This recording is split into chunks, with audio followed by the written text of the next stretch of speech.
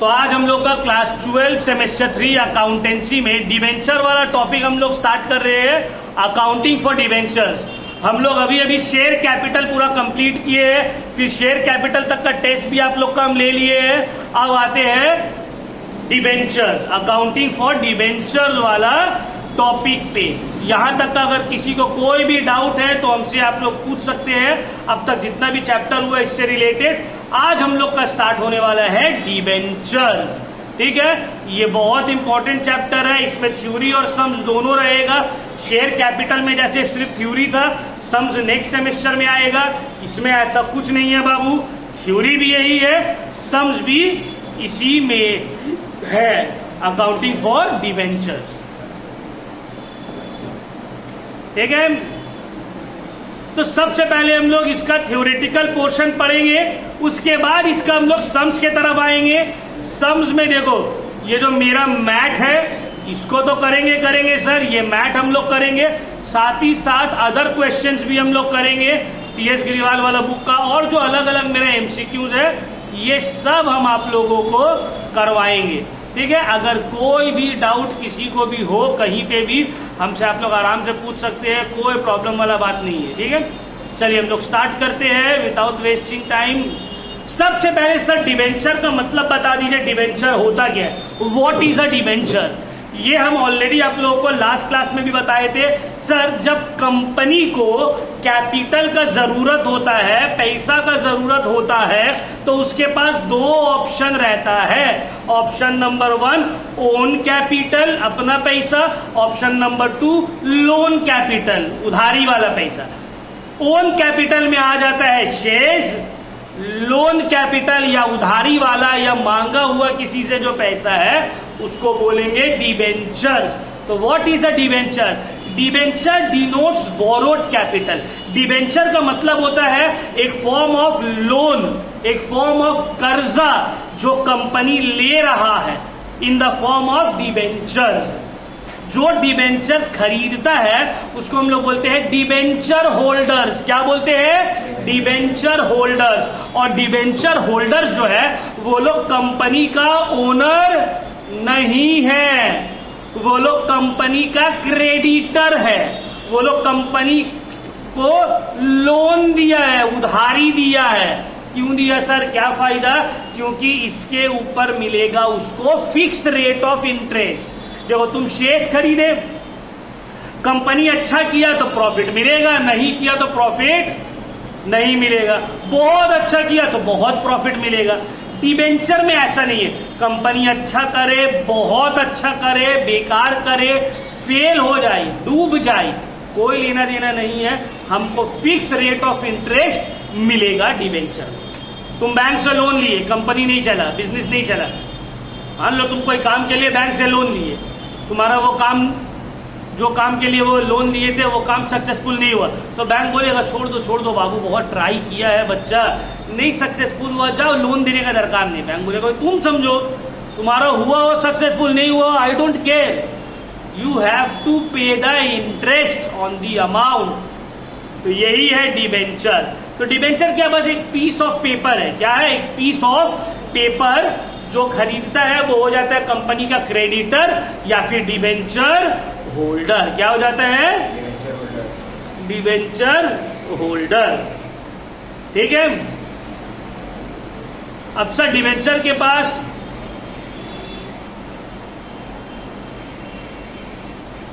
याद रखिएगा fix rate of interest मिलता है। डिबेंचर को एक फिक्स रेट ऑफ इंटरेस्ट मिलता है।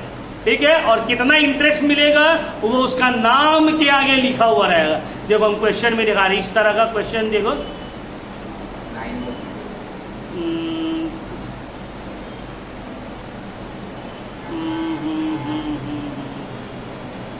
I'm showing you। हाँ देखो, ये अगर आप लोग देखते होंगे यहाँ पे 8% डिबेंचर, ये 8% डिबेंचर का मतलब क्या है? ये 8% डिबेंचर का मतलब है इस डिबेंचर के ऊपर 8% साल का इंटरेस्ट मिलेगा। रीड करने आना चाहिए। देखो इशूड 5,000, 8% डिवेंचर्स ऑफ 100 ईच। मतलब एक डिवेंचर का दाम है 100 रुपीज, इसके ऊपर 8% इंटरेस्ट मिलेगा और टोटल हम 5,000 डिवेंचर इशू कर रहे हैं, ठीक है, 5% प्रीमियम में। मतलब 100 का डिवेंचर है तो उसका 5 रुपये एक्स्ट्रा ले रही है, 105 रुपया है इशू प्राइस, 100 रुपया है फेस वैल्यू दाम, 5 रुपया है प्रीमियम और नंबर ऑफ डिवेंचर है 5,000 और इसके ऊपर इंटरेस्ट कितना मिलेगा 8%। किसका 8%? 100 रुपीज का। जो ओरिजिनल प्राइस रहता है जिसको बोलते हैं फेस वैल्यू, क्या बोलते हैं?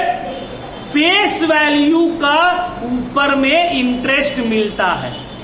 इसके ऊपर में फेस वैल्यू के ऊपर में इंटरेस्ट आपको मिलता है।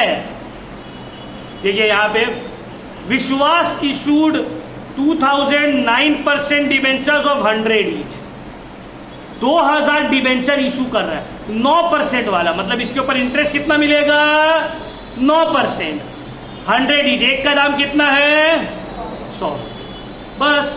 तो 100 का 9% मतलब अगर आप 100 रुपया इन्वेस्ट किए हैं तो आपको हर साल 9 रुपया इंटरेस्ट मिलेगा, जितना साल तक का डिवेंचर रहेगा। उसके बाद आपको आपका पैसा वापस मिल जाएगा। क्लियर हुआ? कोई डाउट?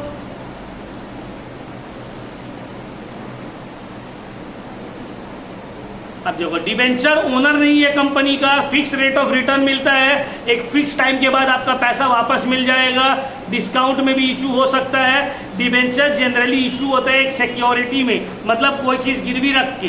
पहले लोन लेते हैं तो कुछ सिक्योरिटी देते हैं ना, जेवर रख दिए, प्लॉट गिरवी रख दिए, तो उसको बोलते हैं सिक्योरिटी। तो कंपनी जनरली जब डिवेंचर इशू करता है तो कुछ ना कुछ सिक्योरिटी रखता है कि अगर कंपनी नहीं दे पाया वो सामान तुम्हारा हो गया छूमंतर। ठीक, कन्वर्टिबिलिटी आगे चल के शेयर्स में कन्वर्ट भी हो सकता है। डिवेंचर के पास वोटिंग राइट नहीं है, क्यों? क्योंकि भाई मैनेजमेंट में उसका कोई लेना देना नहीं है, तुम उधारी दिए, तुम इंटरेस्ट लो और अपना काम से काम मतलब रख लो, वोट नहीं करोगे। रिस्क इसमें ऑलमोस्ट नेग्लिजिबल है, क्यों भाई? कंपनी अच्छा करे खराब करे तुमको क्या लेना देना, तुम्हारा थोड़ी रिस्क है, तुमको तो इंटरेस्ट मिलेगा हर साल। ठीक है, और जब कंपनी बंद होने का वक्त आएगा तो प्री पेमेंट, मतलब डिवेंचर होल्डर को पैसा पहले मिलेगा, शेयर होल्डर को बाद में मिलेगा। समझ में आ रहा है बात? क्यों? क्योंकि भाई ये उधारी दिया, तुम तो ओनर हो। क्लियर? अब देखो, types of debenture important, this one is important. जो ऑनलाइन में है वो लोग भी स्क्रीनशॉट ले लो ये वाला पेज का। Types of debentures, different types of debentures on the basis of security. दो टाइप है, secured debentures, unsecured debentures. On the basis of redemption, redeemable, irredeemable. On the basis of registration, registered bearer. On the basis of convertibility, convertible और non convertible.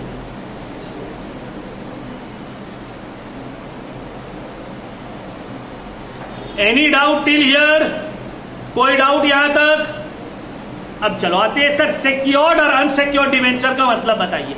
Secured debenture का मतलब होता है वो debenture जिसको issue किया गया है कोई एसेट को गिरवी रख के, कि भाई 10 लाख का डिवेंचर इशू कर रहे हैं, ये प्लॉट गिरवी है, नहीं लौटा पाए, प्लॉट बेच के ले लोगे, ये सिक्योर्ड डिवेंचर।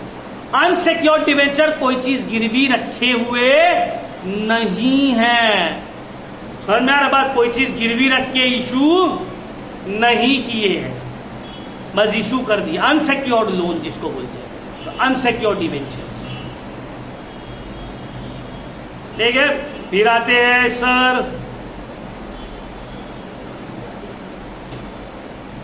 आगे कहां गया, रिडीमेबल और इररिडीमेबल डिवेंचर। सर क्या मतलब है रिडीमेबल और इररिडीमेबल डिवेंचर का? रिडीमेबल ध्यान से समझो,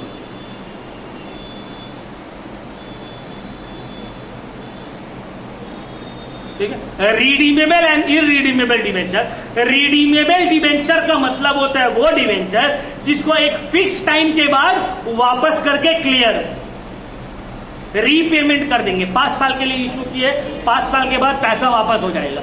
इरिडीमेबल डिवेंचर का मतलब होता है वो डिवेंचर जिसको during the life time of the company redeem कर नहीं सकते। जनरली डिवेंचर रिडीमेबल ही होता है, इरिडीमेबल नहीं होता है। Debentures are generally redeemable and not irredeemable. Debenture generally irredeemable नहीं होता है, वो रिडीमेबल ही होता है। ठीक है, एक फिक्स टाइम के बाद उसको हम लोग वापस कर देते हैं। फिर आते हैं रजिस्टर्ड डिवेंचर एंड बेरर और अनरजिस्टर्ड डिवेंचर। रजिस्टर्ड मतलब जो कंपनी के पास रजिस्टर्ड है, किसको बेचा गया, और वही रजिस्टर्ड पर्सन को इंटरेस्ट और रीपेमेंट ऑफ अमाउंट किया जाएगा। ठीक है, और अगर आप किसी को बेच रहे हो ये डिवेंचर तो आपको ट्रांसफर डीड बनाना होगा। क्या बनाना होगा आपको? ट्रांसफर डीड बनाना पड़ेगा, जैसे घर वर बेचते हैं, सेल एग्रीमेंट। अनरजिस्टर्ड और बेरर डिवेंचर है मतलब वो डिवेंचर जिसके पास कंपनी का कोई रिकॉर्ड नहीं है, जिसका हाथ में पेपर वही है मालिक। ठीक है, अनरजिस्टर्ड या बेरर। मेरे पास है तो हमको मिल रहा है इंटरेस्ट, कल को हमको इसको बेचना है, बोले लो पैसा दो, लो पेपर तुम्हारा हो गया, जाओ तुम्हारा हो गया डिवेंचर। उसके हाथ में तो उसका हो गया। वो नेगोशिएबल इंस्ट्रूमेंट की तरह काम करता है, चेक्स की तरह, बीआरस की तरह। ठीक है ना, उसको बोलते हैं अनरजिस्टर्ड और बेरर डिवेंचर। कंपनी को नाम वाम से लेना देना नहीं है, कंपनी को सर्टिफिकेट से लेना, जिसके हाथ में है उसका। ठीक है, लेकिन रजिस्टर्ड में जिसके नाम में है उसका, हाथ में किसी का भी हो। ठीक है, अब मेरा घर का पेपर है, तुम्हारे हाथ में आ गया तो घर तुम्हारा हो गया? नहीं भाई, जब ट्रांसफर करेंगे तब। लेकिन मेरे पास 500 का नोट है, तुम्हारा हाथ में आ गया तो किसका हो गया? तुम्हारा हो गया, है ना। भाई मेरा गिरा, तुम उठा लिए, हो गया तुम्हारा। तो ये हो गया अनरजिस्टर्ड डिवेंचर, जिसके हाथ में है उसका हो गया। और रजिस्टर्ड में नहीं, जिसका रिकॉर्ड है उसका है। Convertible and non convertible debenture. Convertible debenture का मतलब होता है वो डिवेंचर जिसको आगे चल के ऑप्शन दिया जाता है कि सर आप अगर चाहे तो इस डिवेंचर को कन्वर्ट कर सकते हो शेयर्स में। और नॉन कन्वर्टेबल डिवेंचर का मतलब होता है वो डिवेंचर जिसके पास ऑप्शन नहीं रहेगा, चाह कर भी आगे वो लोग अपना डिवेंचर को शेयर्स में कन्वर्ट नहीं कर सकता है। क्लियर हुआ? कोई दिक्कत? कन्वर्टेबल मतलब शेयर्स में कन्वर्ट, नॉन कन्वर्टेबल मतलब शेयर्स में कन्वर्ट नहीं हो सकता। रजिस्टर्ड मतलब जो कंपनी के पास रजिस्टर्ड है, अनरजिस्टर्ड मतलब जो कंपनी के पास रिकॉर्ड। ठीक है, बस सिंपल नाम से ही समझ में आ जाएगा तुमको। सिक्योर्ड मतलब कोई एसेट के थ्रू सिक्योर्ड, अनसिक्योर्ड मतलब एसेट के थ्रू सिक्योर्ड। इरिडीमेबल जिसको रीपेमेंट कर सकते हैं, इरिडीमेबल मतलब जिसको रीपेमेंट कर नहीं सकते। बस हो गए 4 टाइप का। कोई दिक्कत?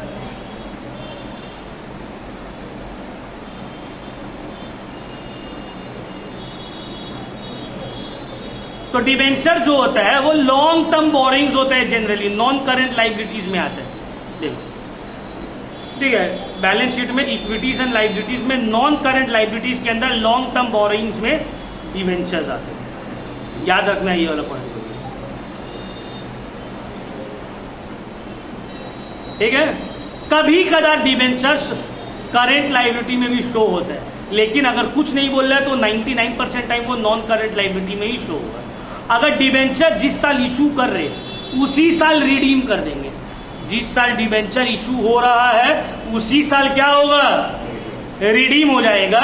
तब उसको हम लोग करेंट लाइबिलिटी या शॉर्ट टर्म बोरिंग्स में मानेंगे, करेंट लाइबिलिटी में उसको शो करेंगे। अदर देन दैट उसको हम लोग नॉन करेंट लाइबिलिटी या लॉन्ग टर्म बोरोइंग्स मानेंगे। क्लियर हुआ भाई? ये वाला पॉइंट याद रहेगा। तो डिवेंचर कहाँ शो होता है, नॉन करेंट लाइबिलिटी या करेंट लाइबिलिटी में? नहीं, नॉन करेंट बोलना है, नॉन करेंट दोनों में। Non current liability, long term borrowings बोलेगा। कब वो शॉर्ट टर्म में शो हो सकता है या करेंट लाइबिलिटी में शो होगा?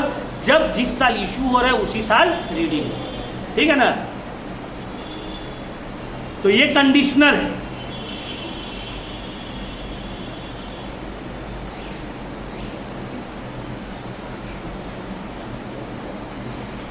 चलो अब यहाँ पे आते हैं sir, issue of debentures. Debenture जो है वो इशू किया जाता है 3 तरह से। एक होता है फॉर कैश, डिबेंचर दिए पैसा लिए, डिबेंचर इशूड फॉर कैश, पैसा डिबेंचर इशू किया और बदले में क्या ले रहे हैं, पैसा। तो सर यही तो होता है, इसके अलावा भी होता है। हाँ sir, issued for consideration other than cash, other than cash में भी इशू होता है। अदर देन कैश मतलब हम डिबेंचर इशू तो कर रहे हैं, उससे ले भी रहे हैं लेकिन पैसा नहीं ले रहे। सर पैसा नहीं ले रहे तो क्या ले रहे, other than cash. Other than cash का क्या मतलब है, अदर देन कैश का मतलब है एसेट, सर्विसेज। जैसे कि वेंडर से मशीन ले लिया, भाई 10 लाख का मशीन है, दे दो ना। 10 लाख रुपए मेरे पास नहीं है, 10 लाख का डिवेंचर दे लो। ब्रोकर को बोले भाई मेरा 20 लाख का डिवेंचर बिकवा दो ना, ब्रोकरी तो नहीं दे पाएंगे, कमीशन के बदले में डिवेंचर ले लो। प्रोमोटर को बोले भाई मेरा कंपनी बना दो ना, पैसा तो सर्विस फीस नहीं दे पाएंगे, उसके बदले में डिवेंचर ले लो। कोई रनिंग बिजनेस खरीद रहे किसी का, पैसा थोड़ा सा दिए और थोड़ा सा डिवेंचर दे दिए। तो ये है issue of debenture for consideration other than cash. फिर आता है issue of debenture as collateral security. Bank से लोन लिए, कुछ गिरवी देना है, गिरवी देने के लिए कुछ नहीं है, डिवेंचर गिरवी दे दिया, लो इतना डिवेंचर तुमको गिरवी दे दे, अगर नहीं दे पाएंगे डिवेंचर तुम्हारा। समझ में आ रहा है बात? इसको बोलते हैं कोलैटरल सिक्योरिटी। क्या बोलते हैं? तो ये 3 रीजन से, 3 तरीका से डिवेंचर्स इशू होता है। कौन कौन सा? फॉर बोलो cash, for other than cash और एज कोलैटरल सिक्योरिटी। अब डिवेंचर जो इशू होगा फॉर कैश और अदर देन कैश, वो पार में भी इशू हो सकता है, प्रीमियम में भी इशू हो सकता है और डिस्काउंट में भी इशू हो सकता है। सर क्या मतलब है, इसको फिर से समझाइए। पार, प्रीमियम और डिस्काउंट को फिर से समझाइए। देखो, एक होता है फेस वैल्यू, एक क्या होता है? फेस वैल्यू या नॉमिनल वैल्यू। फेस वैल्यू या नॉमिनल वैल्यू का मतलब होता है वो वैल्यू जो वैल्यू कंपनी के बुक्स में रजिस्टर्ड है, कंपनी के बुक में रजिस्टर्ड है, उसको बोलते हैं फेस वैल्यू या नॉमिनल वैल्यू। जब, और दूसरा होता है इशू प्राइस। क्या होता है? Issue price. अब इशू प्राइस का मतलब है आप उसको कितना में इशू कर रहे हो। अगर फेस वैल्यू और इशू प्राइस सेम है, बोले भाई 100 का डिवेंचर है, 100 में इशू कर रहे हैं, इसको बोलते हैं इशूड एट पार। क्या बोलते हैं? इशूड एट, जितना फेस वैल्यू उतना ही में इशू किया। 100 का डिवेंचर था, 100 में इशू कर दिया, इसको बोलते हैं इशूड एट। जब फेस वैल्यू या नॉमिनल वैल्यू ज्यादा है इशू प्राइस, 100 का डिवेंचर है, हम इशू कर रहे हैं 90 में। 100 का डिवेंचर है, कितना में इशू कर रहे हैं? When face value is more than issue price, इसको बोलते हैं इशूड एट डिस्काउंट। क्या बोलते हैं? डिस्काउंट में इशू कर रहे हैं। किस में इशू कर रहे हैं? डिस्काउंट में इशू कर रहे हैं सर। और तीसरा, जब फेस वैल्यू या nominal value less than issue price है। 100 का डिवेंचर है, इशू प्राइस उससे ज्यादा है, 105, 110, इसको बोलते हैं इशूड एट प्रीमियम। क्या बोलते हैं? Issued at. तो जितना फेस वैल्यू है उतना ही में इशू हुआ, तो क्या होगा? At par. फेस वैल्यू से ज्यादा प्राइस में इशू कर दिए, एट प्रीमियम। फेस वैल्यू से कम प्राइस में इशू किए, एट डिस्काउंट। क्लियर हो गया सर? तो डिवेंचर्स को हम लोग पार में भी इशू कर सकते हैं, प्रीमियम में भी इशू कर सकते हैं और डिस्काउंट में भी इशू कर सकते हैं, कैश में भी इशू कर सकते हैं, अदर देन कैश में भी इशू कर सकते हैं। कोई दिक्कत यहां तक? ये वाला एकदम इंपॉर्टेंट है बाबू, क्लियर होना चाहिए एकदम। ये वाला में मिस्टेक रहेगा, समझ आगे नहीं बनेगा। तो ये वाला पूरा क्लियर है आप लोगों को? ठीक है ना सर? आगे बढ़े। चलो, तो issue of debenture for cash, issue of debenture for cash, पहला पोर्शन।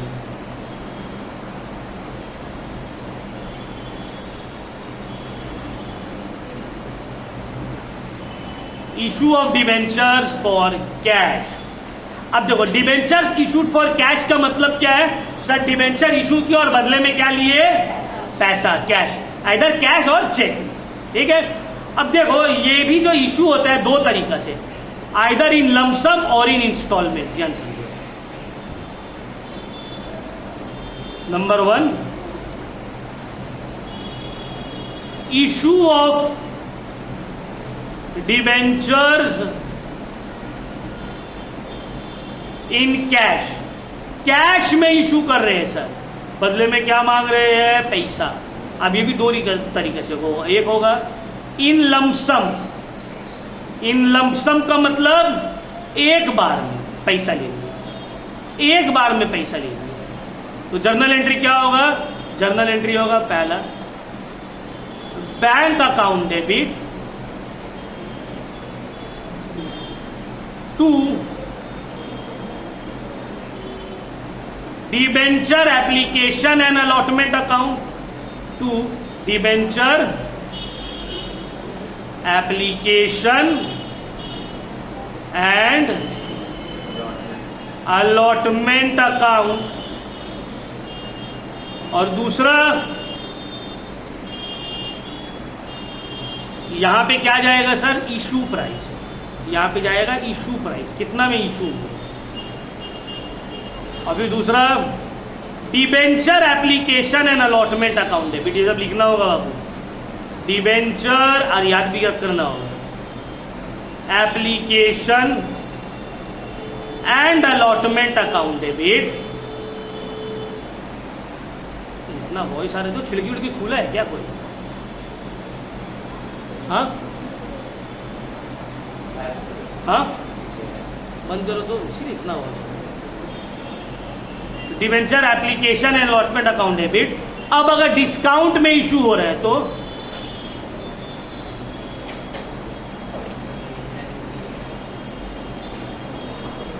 ये लोग यूज करता है खिड़की, वैसे खोल लेते हैं, पूरा गंदा जो है रूम के अंदर आ जाता है।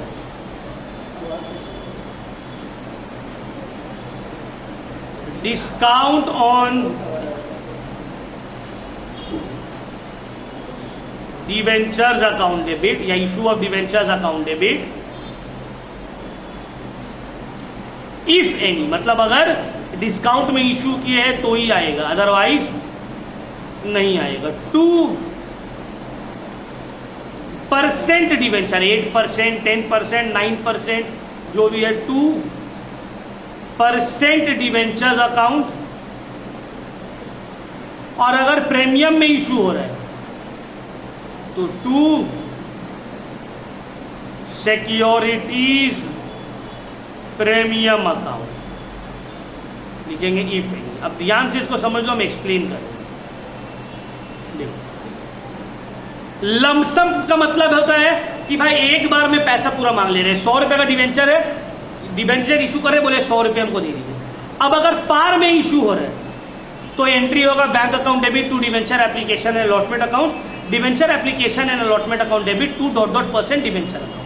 अगर डिस्काउंट में इशू हो रहा है तो डिस्काउंट वाला आएगा, ठीक है। अगर प्रीमियम में इशू हो रहा है तो प्रीमियम वाला आएगा। ये दोनों आएगा कि नहीं आएगा वो डिपेंड करेगा क्वेश्चन में। समझ में आ रहा है बात? अगर पार में इशू हो रहा है तो दोनों ही नहीं आएगा, डिस्काउंट में हो रहा है तो सिर्फ डिस्काउंट वाला आएगा, प्रीमियम में हो रहा है तो सिर्फ प्रीमियम वाला आएगा। अब दोनों में तो नहीं हो सकता है कि सर डिस्काउंट और प्रीमियम दोनों में इशू हो गया, नहीं, ऐसा नहीं होगा। आइदर पार में होगा, डिस्काउंट में होगा, या फिर प्रीमियम में होगा। ये होगा एंट्री इन लमसम। क्लियर हुआ? कोई दिक्कत? वही वाला दिया हुआ है यहाँ पे।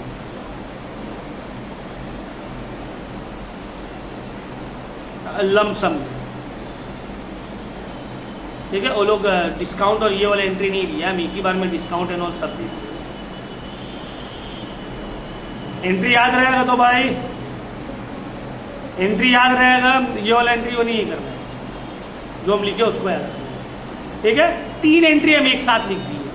सर पार में होगा तो पार वाला लिख दिया, प्रीमियम में होगा तो प्रीमियम भी दे दिए, डिस्काउंट में होगा तो डिस्काउंट भी दे दिए। याद रखिएगा 2 एंट्री होता है।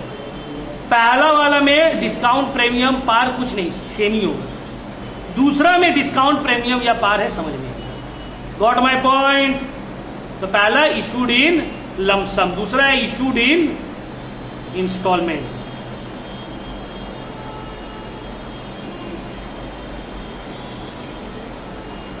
Issued in instalment, sir instalment में भी इशू होता है डिबेंचर। होता है सर? हाँ सर होता है।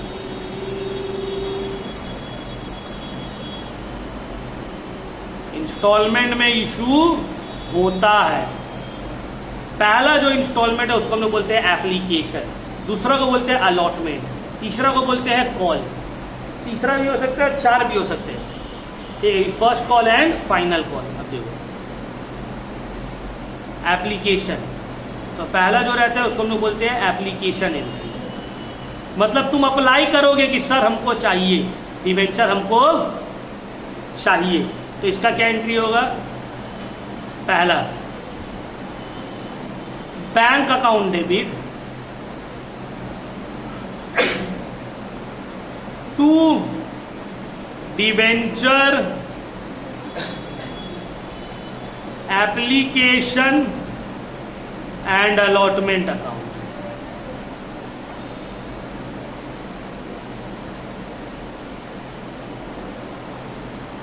और दूसरा डिबेंचर, बैठो बैठो खड़ा हो गया, application and allotment account debit. अच्छा sorry sorry sorry, application and allotment साथ में नहीं होगा, तो अलग अलग होगा। टू डिबेंचर एप्लीकेशन अकाउंट और फिर डिबेंचर एप्लीकेशन अकाउंट डेबिट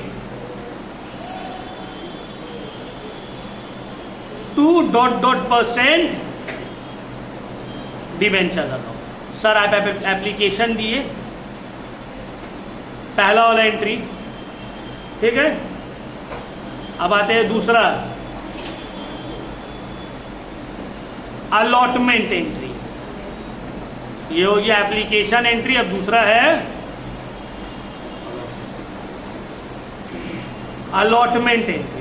अब जो भी डिबेंचर डिस्काउंट या पार में या प्रीमियम में इशू हो रहा है वो यहां पे समझ में आएगा। तो पहला वाला एंट्री होगा डिबेंचर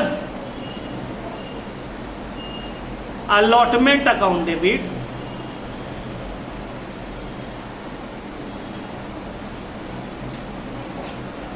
टू %% डिबेंचर्स अकाउंट, ये होगा।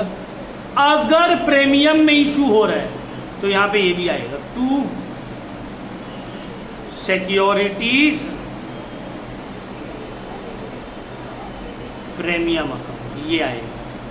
इफ एनी, अगर है तो, ठीक है ना। और दूसरा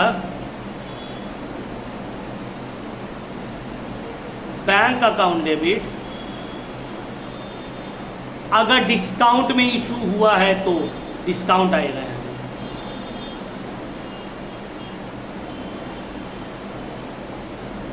discount on debentures account debit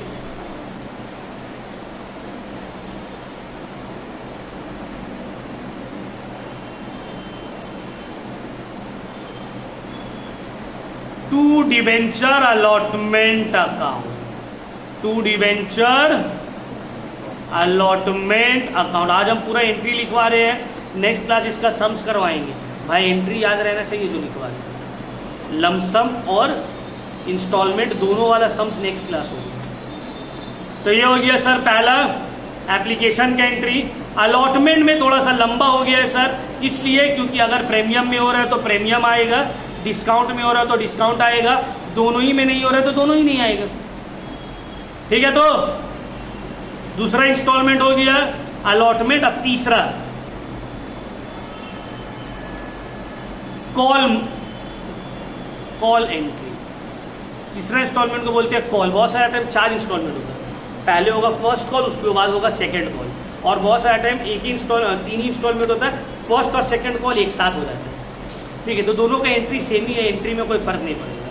तो हम यहाँ पे एक साथ मान के चल रहे हैं। तो पहला एंट्री होगा डिबेंचर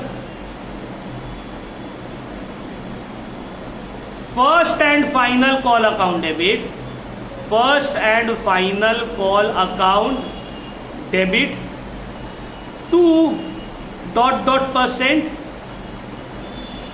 डिबेंचर्स अकाउंट। और फिर last bank account debit to debenture first and final call account. ठीक है ना सर, हो गया। अब सर अगर फोर्थ इंस्टॉलमेंट हुआ, मतलब मान लीजिए ये रहा फर्स्ट कॉल एंट्री, फिर फोर्थ में होगा फाइनल कॉल या सेकंड कॉल एंट्री, तो सेम एंट्री होगा debenture final call account debit to dot dot percent debenture account bank account debit to debenture final call account. ठीक है, कोई दिक्कत? तो ये जो आपको अभी हम करवाए हैं ये है इसका जर्नल। देखो डिवेंचर हम लोग अभी क्या पढ़े सर, अभी हम आप लोग को ये चीज़ पढ़ाए ना यहाँ पे कि सर डिवेंचर जो है ये इशू हो सकता है for cash, for consideration other than cash as a collateral security. तो उसमें से आज हम लोग ये वाला पोर्शन को टच किए, फॉर कैश। अब फॉर कैश में भी दो तरह का होता है, लमसम इंस्टॉलमेंट, है ना। इसको हम लोग नेक्स्ट क्लास में पूरा कंप्लीट करेंगे, फिर उसके नेक्स्ट क्लास में आएंगे कंसिडरेशन अदर देन कैश, फिर उसके नेक्स्ट क्लास में कोलैटरल सिक्योरिटी, फिर चैप्टर खत्म। समझ में आया? मतलब 2 क्लास यहाँ, 2 क्लास यहाँ, 1 क्लास यहाँ, मतलब हो गए 7 क्लास, 6 क्लास लगेगा इसमें। आज फर्स्ट क्लास है, 6-7 क्लास पूरा आपको सीक्वेंस में समझना होगा, आपका काम खत्म।